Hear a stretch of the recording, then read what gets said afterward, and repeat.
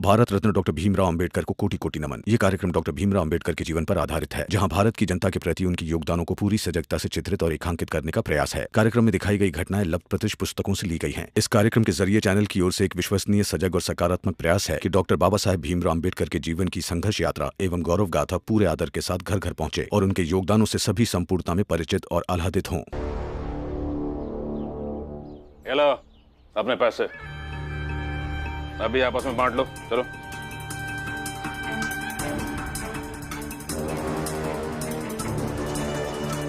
जनार्दन, ये ले।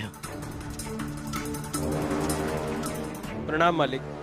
अरे नहीं नहीं नहीं, अपने अपने कपड़े बाहर बाहर रखते हुए चले जाओ। चलो। हाँ हाँ, हो गया, निकलो।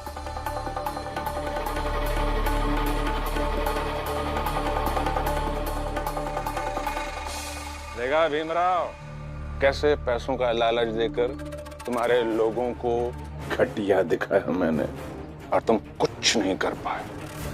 रोक सकते हो तो रोक कर दिखाओ।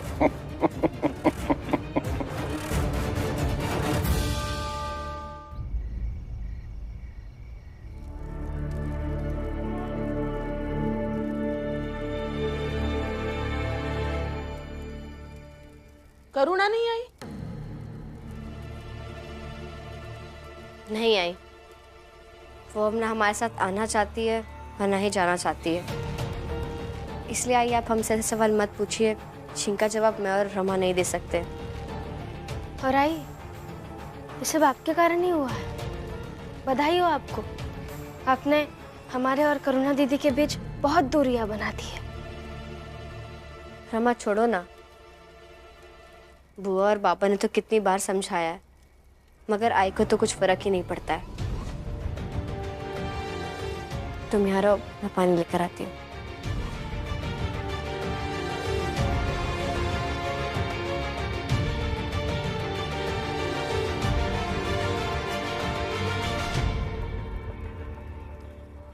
चलो, पानी पीने के बाद हम दोनों खाना बनाते हैं, क्योंकि आई तो अपना सास धर्म और करुणा दीदी अपना जेठानी धर्म भूल गई है। कम से कम हम तो अपना धर्म निभाए।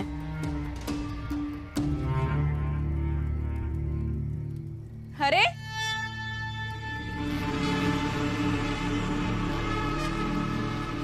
तुम दोनों पानी पी रही हो, हंस नहीं रही हो? हाँ आई, ये लोग हंस हंस के थक गई होंगी ना, इसलिए अभी पानी पी रही है। हम क्यों हंसेंगे? क्यों? वहाँ कारखाने में तो बहुत जोर जोर से हंस रहे थे मेरे ऊपर, तो यहाँ भी मजाक बना ही रही होगी ना। अच्छा, क्या हुआ करुणा?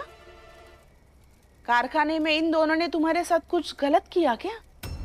क्या बताऊं आई, ये दोनों वहां मुझ पर इतने जोर जोर से हंस रही थी कि कारखाने का मैनेजर और बाकी सब मुझे ऐसे देख रहे थे कि जैसे मैं कितनी बड़ी पापी हूं।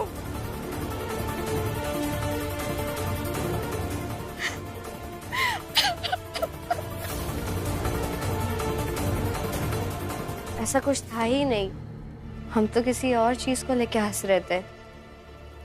मगर फिर भी आपको ऐसा लग रहा है तो हमें माफ कर दीजिए। हाँ, और मुझे तो अंदाजा भी नहीं था कि बाहर आपको सब लोग ऐसे देख रहे थे। मैं कल सबसे बात करती कि वो सब आपको ऐसे परेशान ना करे। क्यों? क्यों बात करेगी तू? ताकि कारखाने का मैनेजर मुझे काम से निकाल दे? और फिर ये दोनों तो चाहती भी यही है कि मैं निकल जाऊं। वहां कारखाने में अच्छे से जम गई हो ना दोनों, तो यही चाहती होगी। मगर तुम दोनों याद रखना, मैं कारखाने से कहीं नहीं जाऊंगी। मैं कारखाने में ही रहूंगी और वहां काम करूंगी।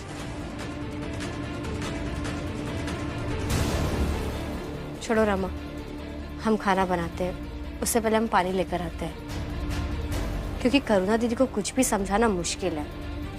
वो अब कुछ नहीं समझ सकती हैं।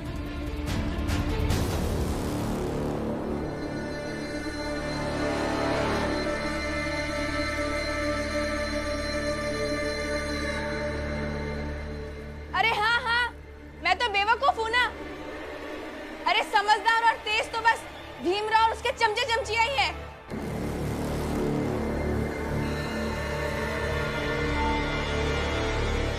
बस यही सुर मेरा रहा है सालों से, और इसी सुर में तुम बोल रही हो करुणा। अब हम दोनों का सुर मिलकर बड़ा धमाका करेगा। आज करे या 2 दिन बाद करे, मगर करेगा जरूर।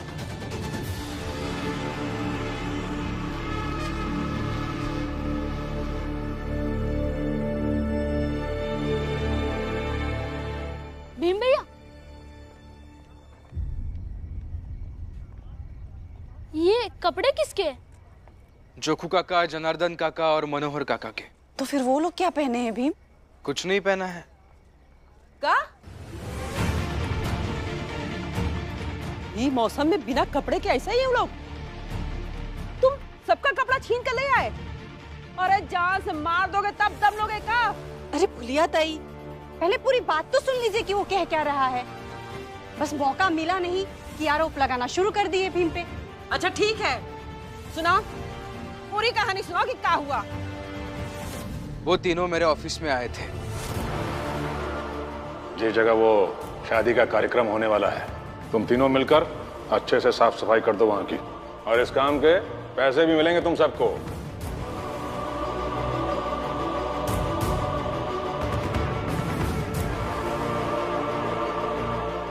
मैं चाहता हूं कि तुम तीनों ने ये बंडी पहन रखी ना, यहीं मेरे सामने उतार के जाओ। देखिए, ये सब बिल्कुल भी मत कीजिए आप लोग। ये आपको जलील करने के लिए ये सब कर रहे हैं।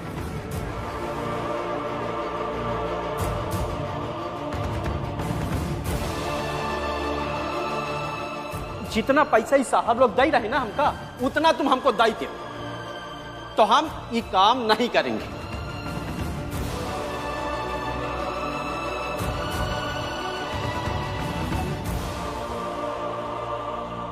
मैंने बहुत समझाने की कोशिश की, मगर नहीं माने।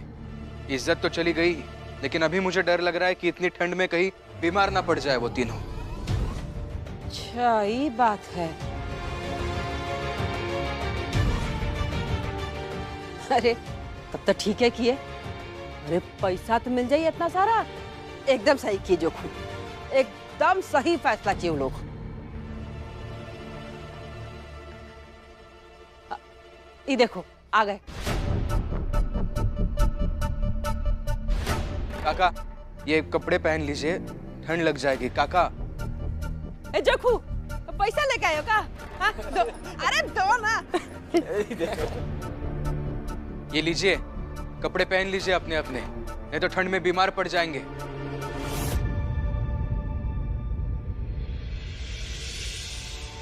ये दीपक देख, पैसा लिया है जोखू।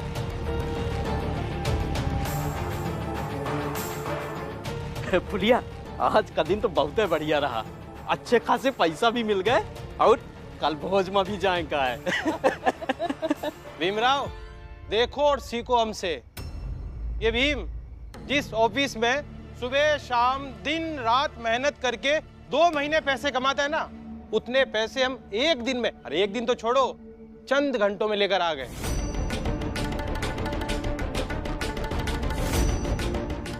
अब बताओ कि पढ़ लिख कर क्या मिला तुम्हें? इसलिए हमेशा कहता हूं कि बड़ों की बातें माननी चाहिए।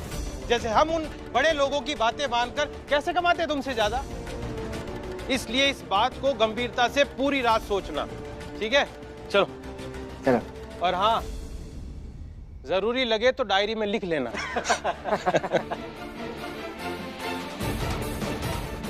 जनार्दन, मनोहर, जोखू, ये मैंने सालों से देखा है। इस सालों से चलता आ रहा है और आगे भी सालों तक चलता रहेगा कि कुछ पैसे देने वाले की कद्र हमेशा ज्यादा होती है और कपड़े पहनने वाले का जिक्र लोग करते तक नहीं। मेरे बेटे के पास पैसे नहीं थे, इसलिए तुम लोगों को मेरा बेटा कमजोर लगा, लेकिन आज मेरे बेटे ने आप सबको कमीज खोलने के लिए रोका, फिर वही कमीज वो यहां तक लेकर आया। जोकू, तुम अभी आए और तुम्हारी बीवी पैसों के लिए उतावली हो गई, तुमसे पैसे छीन ली। लेकिन मेरा बेटा तुम्हें कपड़े पहनाने आया था ताकि तुम बीमार ना पड़ सको। ये सोच दुनिया की सारी दौलत पर भारी है, समझे?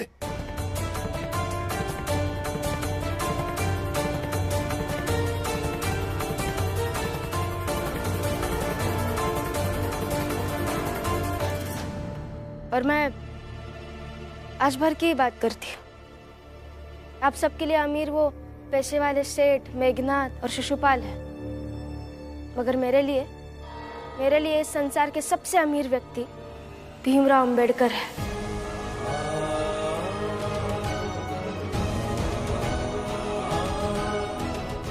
और मेरे लिए भी। मेरे लिए भी। और मेरे लिए भी। मेरे लिए भी। मेरे लिए भी। और मेरे लिए भी। और मेरे लिए भी।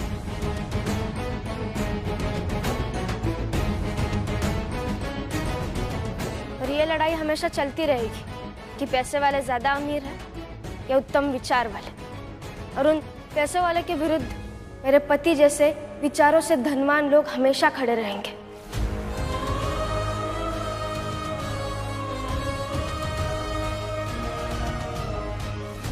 और हर एक व्यक्ति को ये चुनना पड़ेगा कि वो किसके पास जाए, किसकी बात माने। वो मेघनाथ, शिशुपाल और सेठ जैसे पैसों से अमीर व्यक्ति की, या फिर भीमराव अंबेडकर जैसे विचारों से अमीर व्यक्ति की।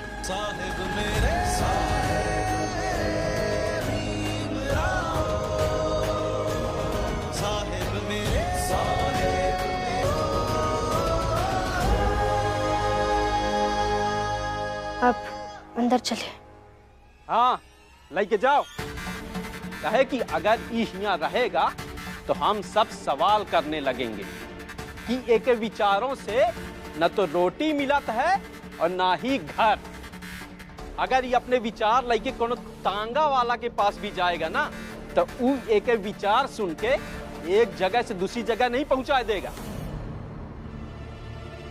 एक बात और कि एके भारी भरकम विचारों से जिंदगी एक कदम भी आगे नहीं चल पाएगी।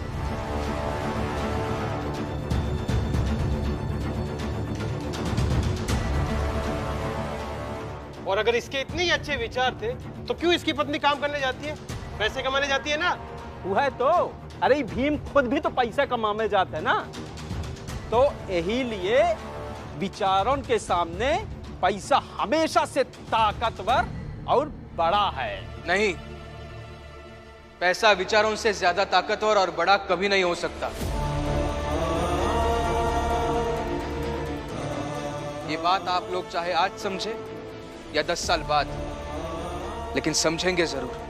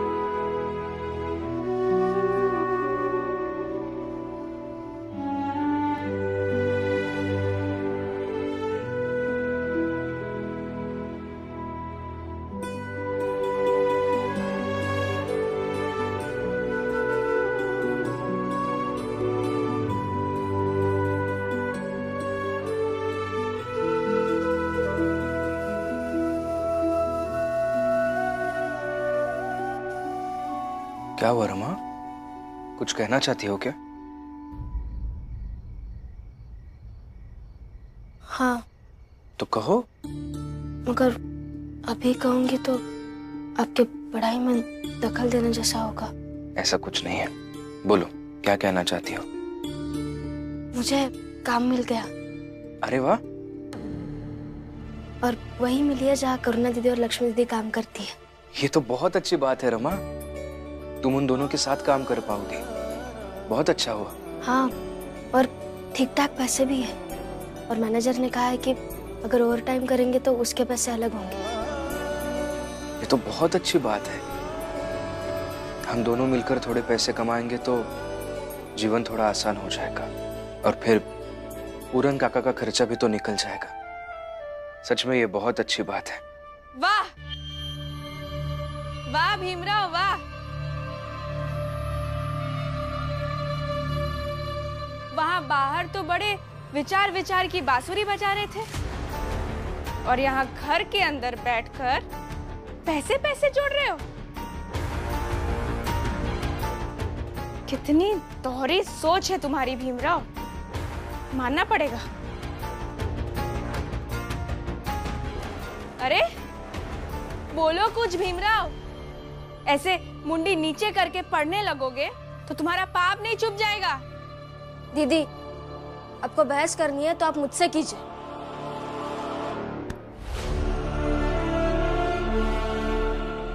रमा, हाथ में किताब है तुम्हारी, और किताब उग्र होना नहीं सिखाती, और किताब हाथ में लेकर बहस करने में भी कोई फायदा नहीं है। बैठो। लेकिन मैं इससे ये नहीं समझ जाऊंगी कि जो तुम कर रहे हो ना भीमराव, वो सही कर रहे हो।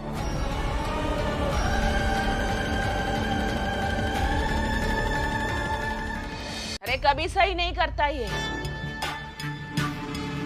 भाषण दे दिया ना, बस अब बात खत्म। कह दिया ना इसने कि विचार ज्यादा ताकतवर है।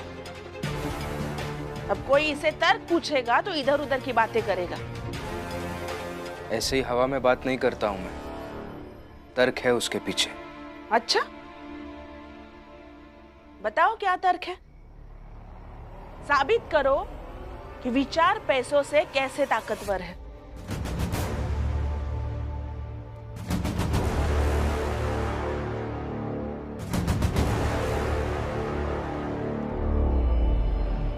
तो फिर सुनिए। सदियों पहले ऊंचे लोगों ने एक विचार बनाया, और उस विचार को ऊंचे लोग और छोटे लोगों में बांट दिया गया। फिर उस विचार के आधार पर भेदभाव तय किए गए कि ऊंचे लोग ये कर सकते हैं, वो छोटे लोग नहीं कर सकते हैं, और फिर सदियों से यही चलता आया है। अब ऐसा तो नहीं है कि सभी पैसे वाले हमारे विरोधी है। बड़ौदा के सयाजी महाराज, वो भी तो पैसे वाले ही है ना, लेकिन फिर भी हमारे पक्ष में खड़े हुए। क्यों? क्योंकि उनका विचार बाकी पैसे वालों पर हावी हुआ।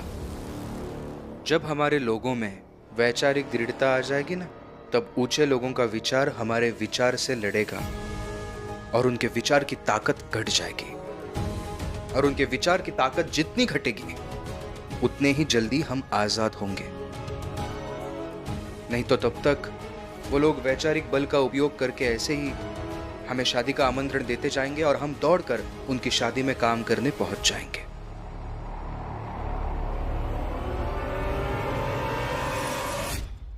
जखू, ये देखो। अरे ये तो बहुत अच्छा है। जनार्दन देखो जरा। बहुत अच्छा है। जनार्दन दिखाओ। ये देखो। अरे बहुत बढ़िया लगेगा जनार्दन, बहुत बढ़िया। शिशुपाल के ब्याह में यही कपड़े पहन के जाएंगे, हैं? मनोहर भाऊ,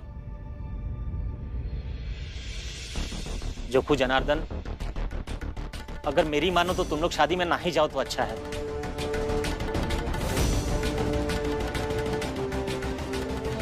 अच्छा, जरूर भीमराव ने एक भेजा होगा। नहीं नहीं जोखू भाऊ, तुम गलत समझ रहे हो। भीम ने ना ही कुछ बोला है और ना ही समझाने के लिए भेजा है। मैं तो अभी रास्ते से आ रहा था तो ऊंचे लोग हमारे लोगों को गालियां दे रहे थे। वो लोग कह रहे थे कि इतने भुक्खड़ और लालची हैं ये लोग कि सिर्फ खाने के लिए अपनी कमीज उतार के चले गए काम करने। तो मैं बस इतना ही कहना चाह रहा हूं कि अपना भीम का ना सही, कम से कम हमारे लोगों का तो मान रख लो। और बेवकूफ वाली बातें करना बंद करो नंदू। हमें जो सही लगा वो हमने किया, और ज्यादा ही अगर ये मान और सम्मान की चिंता है ना, तो है ना तुम्हारा भीमराव, तुम्हारा दिमाग हो गया खराब। और अब हमारा करो मत। क्यों? पता नहीं कहां से आ जाते हैं। अरे जान दो अब।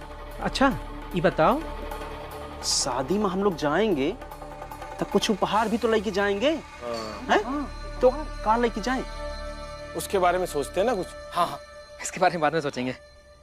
जब तक हम विचार को अपनी ताकत नहीं बनाते हैं ना, तब तक हमारे पास फूल खरीदने के पैसे तो आ जाएंगे, लेकिन वही खरीदे हुए फूल लेकर हम उनकी शादी में जाकर उन्हीं के सामने सर झुकाकर खड़े रह जाएंगे।